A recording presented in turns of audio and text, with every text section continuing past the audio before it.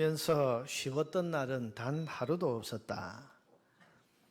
박광수 작가의 글에 나오는 말입니다. 여러분 그렇지 않습니까? 살아오면서 쉬웠던 날이 있었습니까? 기쁘고 즐겁고 참 수월하다 싶던 날도 있었지만은 그러나 곰곰이 생각해 보면 그 쉬웠던 날에도 수고가 있었고 피곤함이 있었고 답답함이 있었을 것입니다. 시편 90편에서 모세가 노래하기를 우리의 연수가 70이요 강건하면 80이라도 그 연수의 자랑은 수고와 슬픔뿐이라고 했습니다. 살아온 연수가 많으면 많을수록 수고와 슬픔의 기억이 더 많다는 것입니다. 그만큼 인생을 산다는 것은 만만치 않습니다. 여러분 쉬운 인생은 없습니다. 그 박광수 작가의 말처럼 살면서 쉬웠던 날은 단 하루도 없는 것입니다. 지금의 코로나 사태를 보면 또 언제 우리에게 이런 이전에 한 번도 경험해 보지 못한 이런 새로운 시련과 고난이 또 찾아오게 될 것인가 하는 그런 생각을 하게 됩니다. 오늘도 예배를 드리면서 그런 생각이 참 듭니다.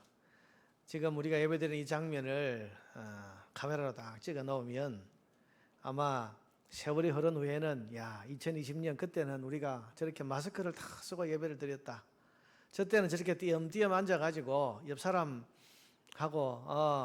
이렇게 악수도 하지 않고 그렇게 우리가 지내던 해가 있었다. 그렇게 우리가 이야기를 하게 될 것입니다. 지금 이제 벌써 몇 달이 되니까 우리에게 익숙해졌습니다만 사실은 이거 여러분 이런 일을 우리가 경험하게 될 줄 누가 알았겠습니까? 그저께 어느 상가에 식사를 하러 들어갔더니 들어간 입구부터 가게 여기도 폐업, 저기도 뭐 점포 정리, 여기도 임대, 또 임대 문의 그렇게 쫙 붙여 놓았습니다. 얼마 전까지만 해도 뭐 괜찮게 장사를 하던 그런 곳이라 생각을 했는데 식당 주인에게 왜 이렇게 문 닫은 데가 많으냐 물으니까 그분 대답이 IMF는 이겼는데 코로나는 도저히 이길 수가 없어서 다 문을 닫았습니다. 그런 이야기를 했습니다. 도무지 사람이 다니지를 않으니까 뭘 해도 이걸 버틸 수가 없고 견딜 수가 없더라는 것입니다. 여러분 아이들이 학교를 못 가고 개학을 연기하고 또 연기를 하다가 겨우 이제 등교를 하더니 또 확진자 몇 명이 생겼다 그러니까 금방 또 문을 닫아야 된다는 이야기가 나옵니다. 여러분 우리 대한민국 같이 교육열이 높은 이런 나라에서 학교 문을 닫으라 그러고 학부모들이 아이들 개학을 하지 못하도록 반대하는 일이 일어날 줄 누가 알았겠습니까? 그런데 그런 생각하지도 못했던 그런 일을 지금 우리는 현실로 만나고 있습니다.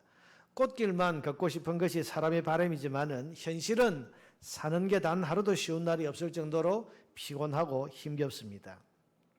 여러분 이런 현실과 더불어서 예수 믿는 우리 성도에게는 세상 사람들이 겪지 않는 또 다른 수고와 고난이 있습니다. 그것은 바로 신앙적 고난, 영적 고난이 더해집니다. 여러분 코로나 사태로 인해서 세상이 다 모임을 중단한다고 할 때에 교회는 그리고 신자는 이 주일 예배를 모여서 드려야 되느냐 말아야 되느냐 하는 걸 가지고 엄청난 고민을 했습니다. 그까진 예배 한두 달 안 드린다고 천국 못 가냐? 세상은 그렇게 간단하게 말하지만은 교회는 그리고 성도는 예배가 삶의 최우선입니다. 그래서 고민을 했습니다. 오죽하면 6.25 전쟁 중에도 예배는 드렸었다. 그런 이야기까지 나왔겠습니까? 여러분 만약에 예배에 나왔다가 코로나에 걸려서 병들거나 죽는 것이 만약에 문제였다면 교회는 아무 고민을 안 했을 거예요. 여러분 핍박자의 총칼 앞에서도 예배를 드리다가 순교하신 분들이 있는데 전염병이 무서워서 우리가 예배를 안 드리고 못 드리고 그렇게 했겠습니까? 그렇지만 이 문제는 순교의 문제가 아니고 교회가 예배당에 모여서 예배를 드림으로 인해서 그 전염병이 사회로 확산되면 다른 사람들의 생명과 안위를 침해하는 것이 되기 때문에 사회 안녕과 다른 사람들의 안위를 위한 사회적 책임 때문에 교회는 고심 끝에 예배를 축소하고 중단하는 그런 결정을 한 것입니다. 여러분 보세요. 남들이 안 하는 고민을 교회는 해야 되고 성도는 해야 되는 겁니다.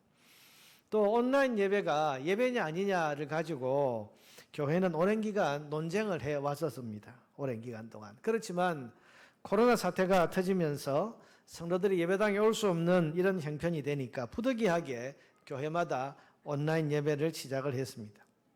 세상은 뭐 그까지 온라인 예배 그거 교회가 온라인으로 좀 드리면 어떠냐, 예배 온라인으로 좀 드리면 어떠냐 그렇게 말하지만은 성도들은 집에서 스마트폰으로 예배를 드리면서 울었습니다.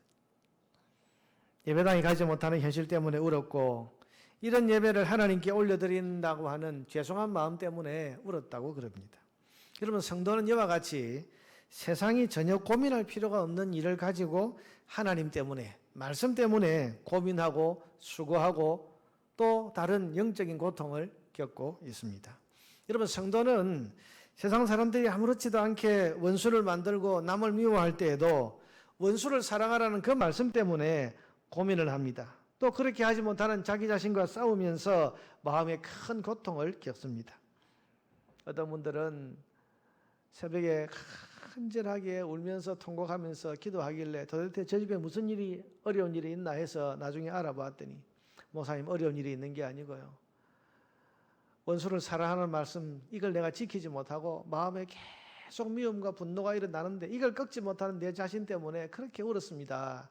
그런 이야기를 합니다. 여러분, 이건 세상 사람들이 겪는 고통이 아니에요. 신앙 때문에 영적인 고통을 겪는 겁니다.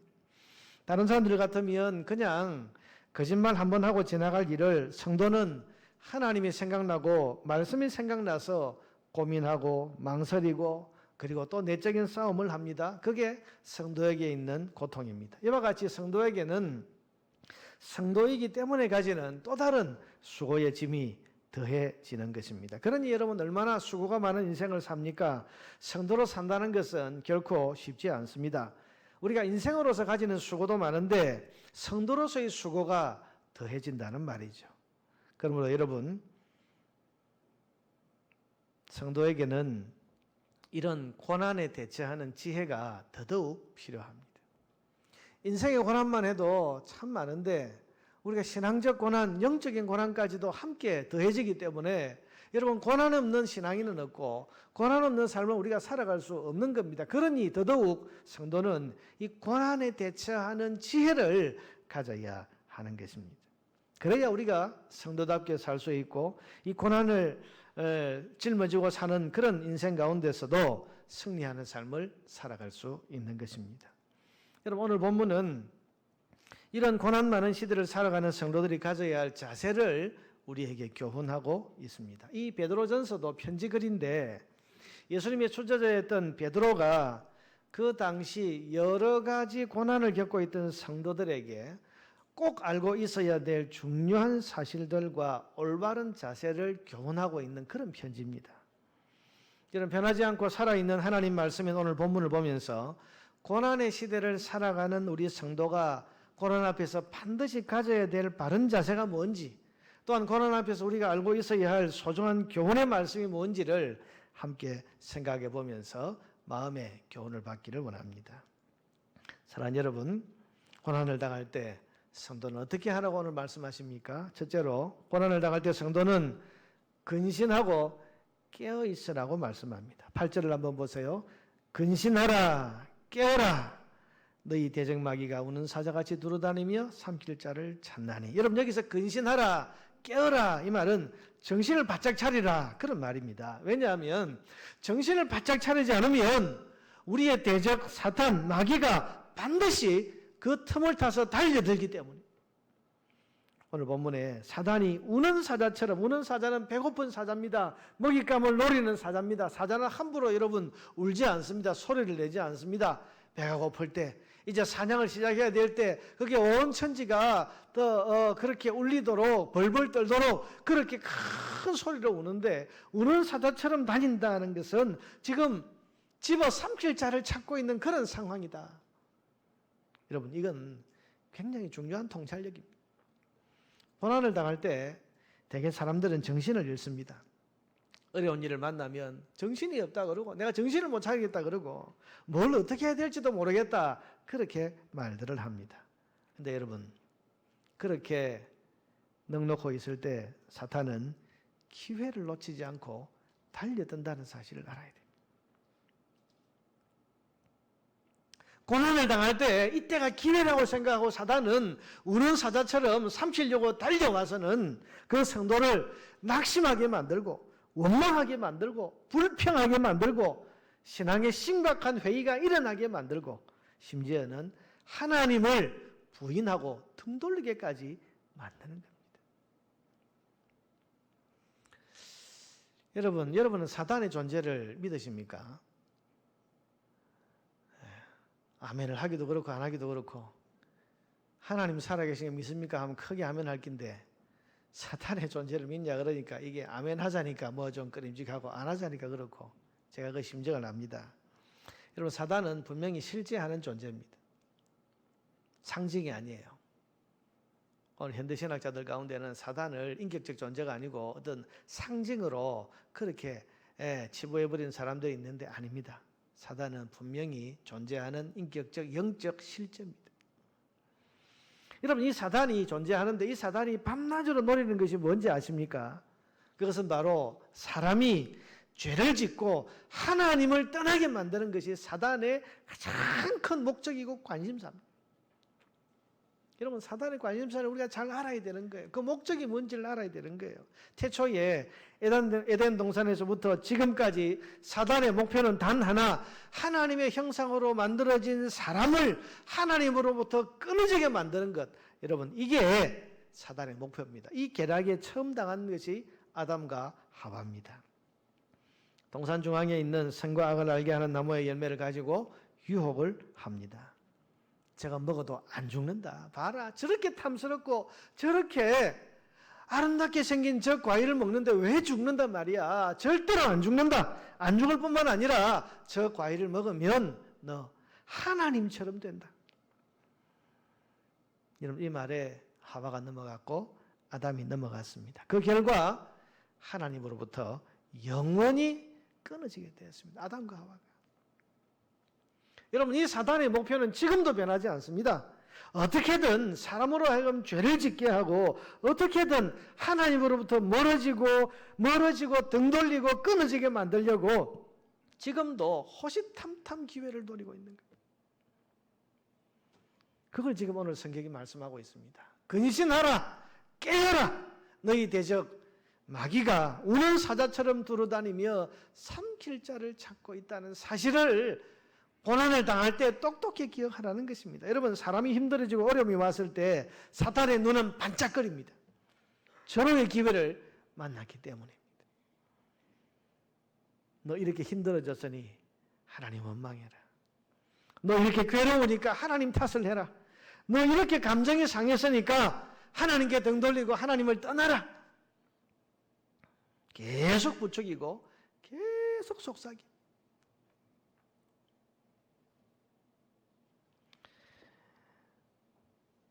교회 안에서 성도들을 보면 이해가 되지 않을 때가 종종 있습니다. 자기가 참 힘들고 어려울 때인데 누군가 좀 섭섭한 말을 했습니다. 근데 마음에 섭섭함이 들었어요. 그러면 여러분, 이건 그 사람과의 문제잖아요.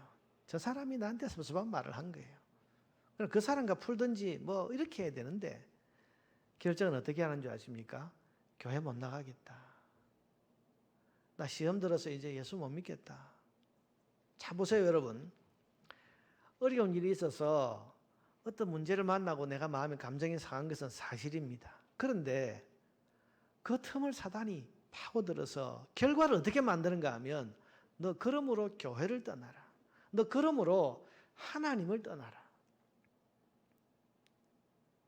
우리가 논리적으로 상식적으로 생각해 보세요. 그 사람이 섭섭한 말을 했는데 왜 하나님께 등을 돌립니까? 왜 교회를 떠나는 결정을 하게 됩니까? 이걸 분별해야 되는 거잖아요. 그래서 근신하라, 깨어라.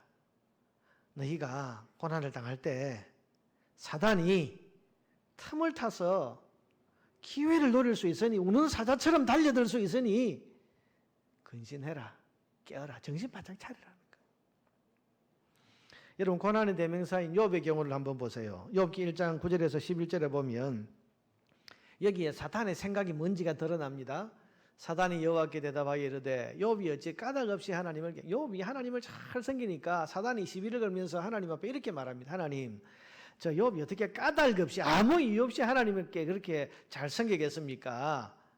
그 이유는 딴 데 있습니다. 10절에 주께서 그와 그의 집과 그의 모든 소유물을 울타리로 두르심 때문이 아니니까. 그 재산을 하나님이 잘 지켜주셨고 번성하게 해주셨기 때문에 하나님 그렇게 잘 섬기는 겁니다. 주께서 그의 손으로 하는 말을 복되게 하사 그의 소유물이 땅에 넘치게 하셨기 때문에 하나님을 그렇게 경외하는 겁니다. 그렇게 말하면서 11절에 이제 주의 손을 펴서 그의 모든 소유물을 치소서, 그 재산을 빼앗으세요. 그에게 경제적인 어려움을 줘보세요. 돈을 뺏어보세요. 그러면 틀림없이 주를 향하여 욕하지 않겠나이까. 여러분, 여기에 사탄의 생각이 드러나는 거예요.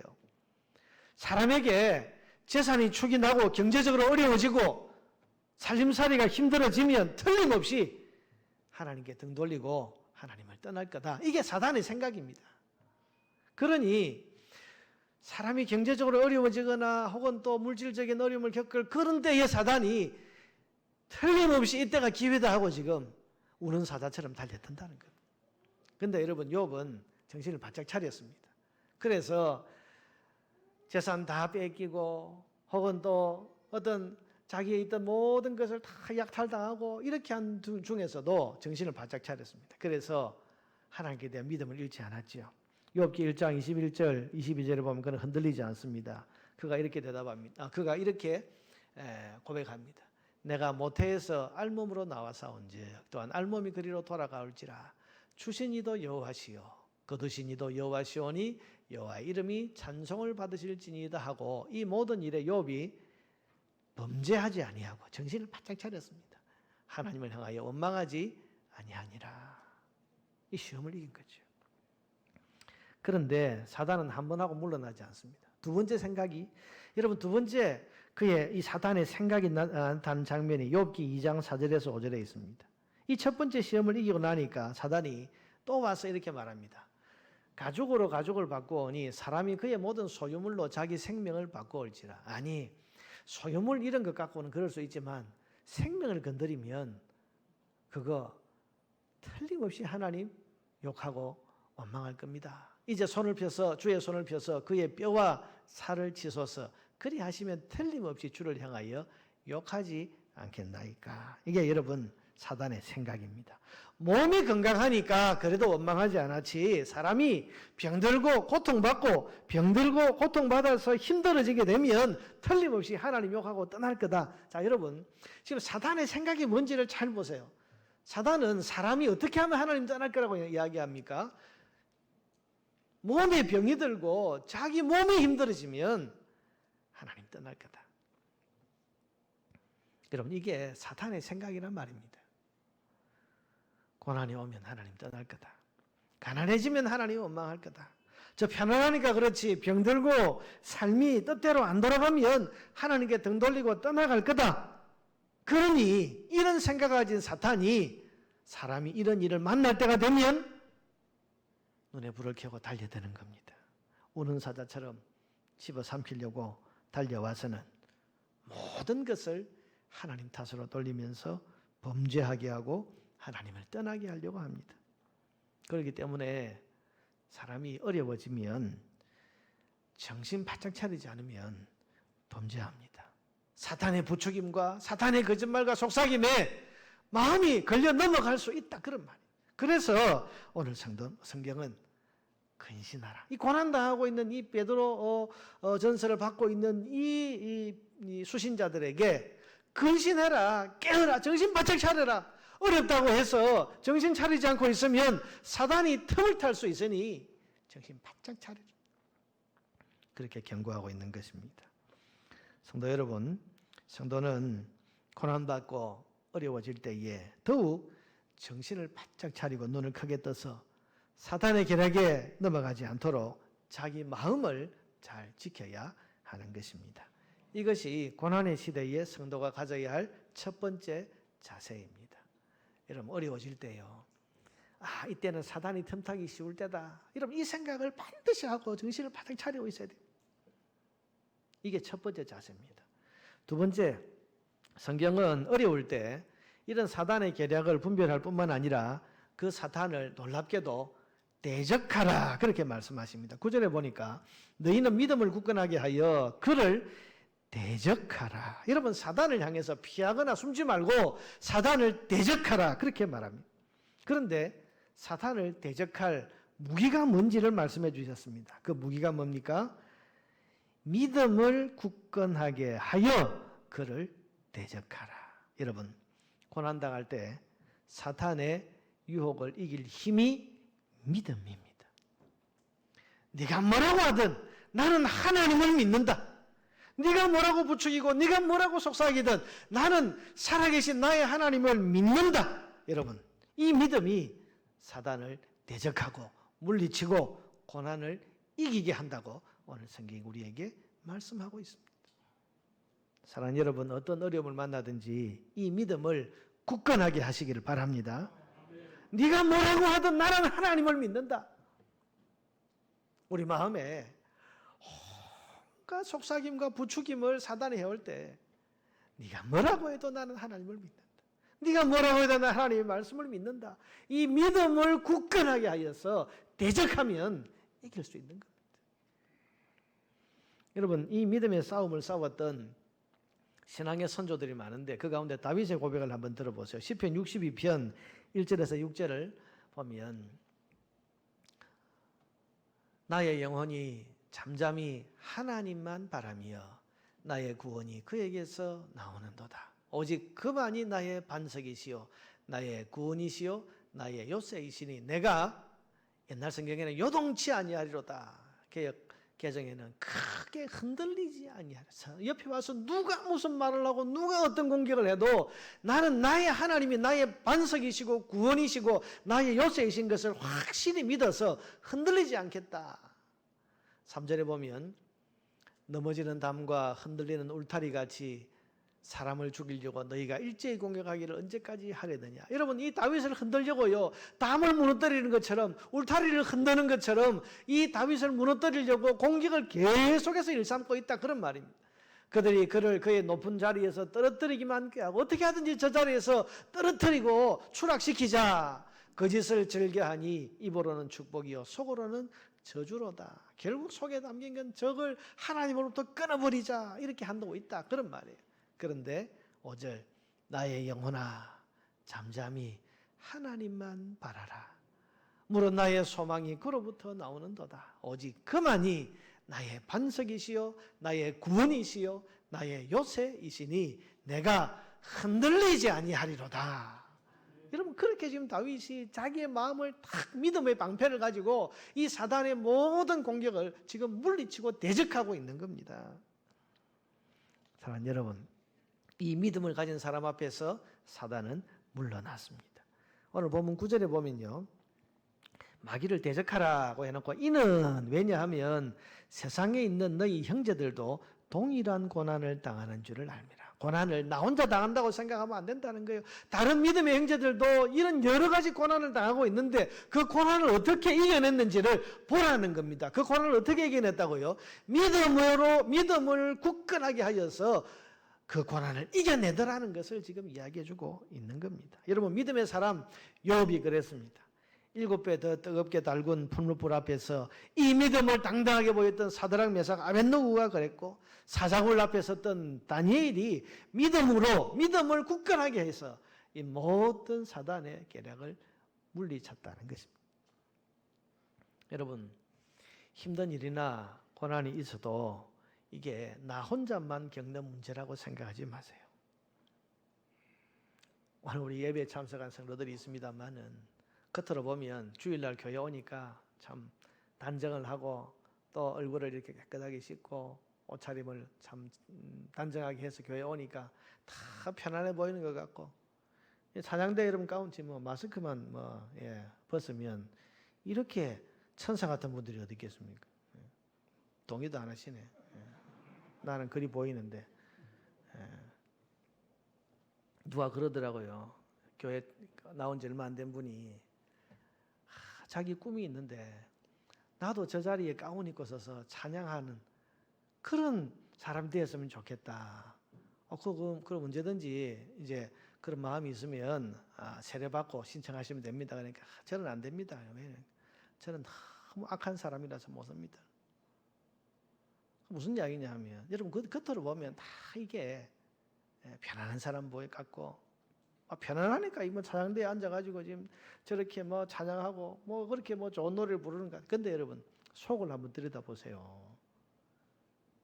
벌써 고개를 끄덕끄덕 하시잖아요. 속을 한번 들여다보시라니까. 여러분 나만 겪는 고난이 아니라 그런 말이에요. 그런데 어떻게 이 자리에 있어서 찬양을 하고 있고, 이 자리에 있어서 어떻게 설교를 하고 있고, 어떻게 이 자리에 있어서 기도를 하고 있고, 여러분 어떻게 그렇게 하고 있는 줄 아십니까? 믿음을 굳건하게 하면서 그 고난과 어려움들과 싸우고 대적한 결과 그래도 이 자리에 있어서 기도도 하고 설교도 하고 찬양도 하고, 여러분 그렇게 우리가 살아가는 겁니다. 그러니까 지금 믿음의 싸움을 안 싸우고 있는 사람들이 없단 말이에요. 그런데 믿음 가지고 대적하는 사람들은 다 이겼습니다. 실패한 사람이 없습니다. 여러분 안에 이 믿음을 굳건하게 하면 사단은 물러가고 하나님의 은혜가 임하게 될 줄로 믿습니다. 이것이 고난의 시대를 살아가는 성도의 두 번째 가져야 할 자세입니다. 세 번째로 10절을 한번 보세요. 이 말씀을 찬찬히 읽어보면 얼마나 힘이 되는지 모릅니다. 고난을 당하는 사람들이 꼭 기억해야 될 것이 이 10절입니다.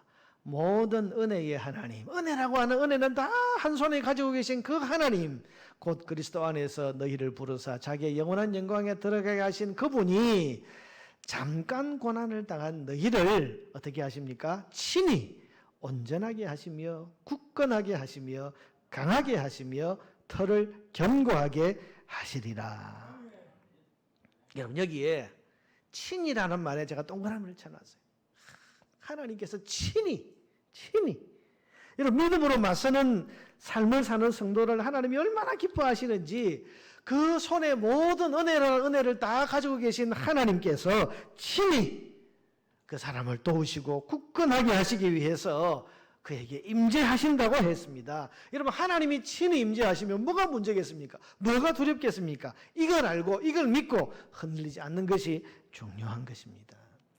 여러분 하나님이 친히 믿음으로 맞서고 믿음을 굳건하게 하면서 맞서고 있는 사람들에게 하나님이 친히 임재하신다는 사실을 믿으십니까? 지난 주간 새벽에 히브리서 말씀을 우리가 계속 묵상을 하는데 설교 중에 제가 그 말씀을 드렸습니다. 구약과 신약의 관계를 볼 때 신약 성경의 진리를 미리 그림자, 모형으로 보여준 것이 구약 성경이다. 그래서 구약 성경에는 마치, 저는 그래서 구약 성경을 그림책이라고 부릅니다. 신약 성경에 어떤 진리의 말씀이 한 줄 나오면 구약 성경을 잘 우리가 들여다보면 거기에는 어떤 사건이나 그림 같은 그런 어떤 묘사를 해 놓았어요. 그래서 여러분 그 그림 같은 장면을 한 장면을 한번 보겠습니다. 다니엘서 3장 13절에서 27절인데 좀 길지만 제가 읽어보겠습니다. 느부갓네살 왕이, 바벨론의 느부갓네살 왕이 노하고 분하여 사드락 메삭 아벳느고를 끌어오라 말하며 드디어 그 사람들을 왕이 앞으로 끌어온지라. 유대 포로세 사람을 끌어오라고 합니다. 느부갓네살이 그들에게 물어 이르되 사드락 메삭 아벳느고야, 너희가 내 신을 섬기지 아니하, 바벨론의 신을 섬기지 아니하며 내가 세운 금신상에게 절하지 아니한다 하니 사실이냐? 사실이냐? 이제라도 너희가 준비했다가 나팔, 피리, 수금, 사명금, 양금, 생황, 모든 악기 소리, 음악이 막 울릴 그때에 내가 만든 신상 앞에 엎드려 절하면 용서하겠거니와 너희가 만일 그때도 절하지 아니하면 즉시 너희를 맹렬히 타는 불무불이라고 해서 불무지를 막 해가지고 막 뜨겁게 달군 불, 요즘 말하면 용광로 같은 거죠. 거기에 던져 넣을 것이니 능히 너희를 내 손에서 건져낼 신이 누구 있냐? 너 신 때문에 그러는데 내 손에서 건져내지 못한다. 그렇게 말하니 16절에 사드락 메삭 아벳느고가 왕에게 대답하여 이르되 느부갓네살이여, 우리가 이 일에 대해서 대답할 필요가 없나이다. 두 번 묻지 마세요. 왕이여, 우리가 섬기는 하나님이 계시다면 우리를 맹렬히 타는 풀무불 가운데서 능히 건져내실 것이고 왕의 손에서도 건져내실 것을 믿습니다. 믿음으로 지금 믿음을 굳건하게 하면서 지금 맞서고 있는 겁니다. 18절. 그렇게 하지 않으실지 혹 우리가 이 속에서 다 죽는다고 해도 우리는 왕의 신을 섬기지도 아니하고 금신상에게 절하지 아니할 줄을 아옵소서. 우리 하나님 말씀 때문에, 하나님 때문에 우리가 여기 다 죽는다고 해도 그건 할 수 없는 일입니다 하고 믿음으로 딱 맞섰습니다. 느부갓네살이 분이 가득하여 사드락 메삭 아벳느고를 향하여 얼굴빛을 바꾸고 명령하여 이르되 그 풀무불을 뜨겁게 하기를 평소보다 7배나 뜨겁게 하라 하고 군대 중 용사 몇 사람에게 명령하여 사드락 메삭 아벳느고를 결박하여 극렬히 타는 풀무불 가운데 던지라 하니라. 그러자 그 사람들을 겉옷, 속옷, 모자, 다른 옷을 입은 채 결박하여 맹렬히 타는 풀무불 가운데 던졌더라. 옷을 입은 채로 그냥 막 집어 던져버렸다. 22절 왕의 명령이 엄하고 풀무불이 심히 뜨고 7배나 더 달고 놓으니까 불꽃이 누구를 죽였습니까? 사드락 메삭 아벳느고를 붙던 사람, 그 집어넣으려고 갔던 이 군사들을 다 태워 죽여버렸습니다.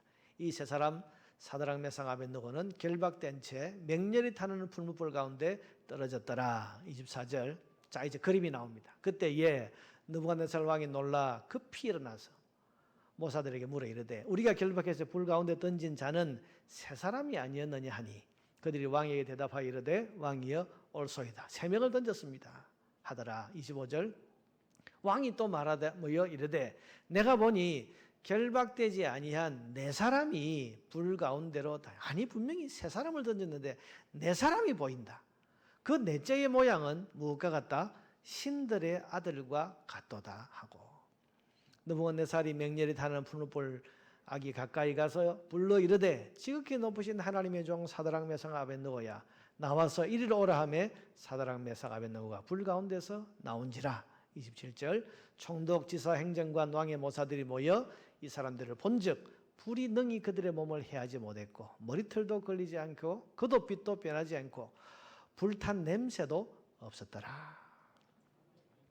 자 여러분 여기에 어떤 그림이 하나 나오죠. 하나님이 임재하시는 장면이 나오는 거죠. 풀무불 안에 분명히 3사람을 던졌는데 보이기는 4사람이 보인다. 그리고 그 한 분은 신의 아들처럼 보인다. 여러분 이 한 분이 누구십니까? 많은 학자들이 이 분을 성육신 이전의 그리스도라고 설명을 합니다. 예수님이 이 땅에 몸을 입고 오시기 전에 구약에 몇 번 나타나셨는데 그때의 한 장면으로 그렇게 설명을 하고 있습니다. 하나님이 눈에 보이는 사람의 모양으로 나타나셔서 보여주시는 겁니다. 뭘요? 믿음을 굳건하게 하면서 시련과 맞서는 사람에게 하나님이 친히 임재하셔서 보호하신다. 이걸 지금 이 장면을 그림을 가지고 보여주시는 겁니다. 사랑하는 여러분, 굳건한 믿음으로 시련과 맞서는 사람들에게 모든 은혜를 가지신 하나님께서 친히 임재하셔서 보호하시고 지키시고 이기게 하신다는 사실을 믿으시기를 바랍니다. 이것이 고난의 시대의 성도가 가져야 할 또 하나의 자세입니다. 마지막으로 고난의 시대를 살아가는 사람이 꼭 알고 있어야 할 사실 하나가 있습니다. 그것은 고난은 잠깐이다라는 사실입니다. 10절 말씀을 다시 한번 보세요. 모든 은혜의 하나님 곧 그리스도 안에서 너희를 부르사 자기의 영원한 영광에 들어가게 하시니가 잠깐 고난을 당한 너희를. 여러분 여기 고난이 잠깐이라고 했습니다. 고난이 잠깐이다. 이 말씀은 첫째로 고난은 지나간다는 뜻입니다. 여러분 고난의 시간은 반드시 지나가게 되어 있습니다. 아무리 끝이 안 날 것 같은 그런 시련도 시간과 함께 언젠가는 지나갑니다. 결코 길지 않습니다. 지금 우리가 겪고 있는 코로나 사태도 언제까지나 계속될 것 같지만 반드시 여러분 이건 지나가게 되어 있습니다. 그런데 문제는 고난은 지나갔는데 고난이 지나간 다음에 뭐가 남느냐 하는 겁니다. 남는 게 반드시 있습니다. 고난이 지나가고 후회가 남는 사람들이 있습니다.